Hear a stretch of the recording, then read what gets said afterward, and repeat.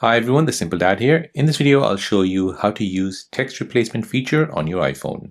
So this feature lets you create shortcuts that expand into full phrase. So for example, typing OMW can automatically turn into on my way, or ADDR could expand into the full home address of yourself. So let me show you how to set this. So first, go ahead and open up settings. Now next, you're going to go ahead and tap on general. Now here, tap on keyboard, and then tap on text replacement. Now here you can go ahead and set all the ones that you require. So let's go ahead and create a new one. I'll go ahead and create a phrase. Subscribe to the Simple Dad. I'll now create a shortcut, so maybe a 3-letter word. So the shortcut is sub, and I'll save that. So when I go ahead and type sub, this is what will be written out. If I type OMW, this is what will be written out.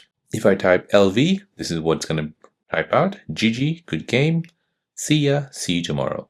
So to use this, I can go ahead and open a message, and here I can go ahead and use all the shortcuts I've created.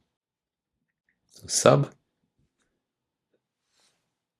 So it's a massive time saver for repetitive typing. If you constantly share your email, address, or certain phrases, you don't need to type them out again and again.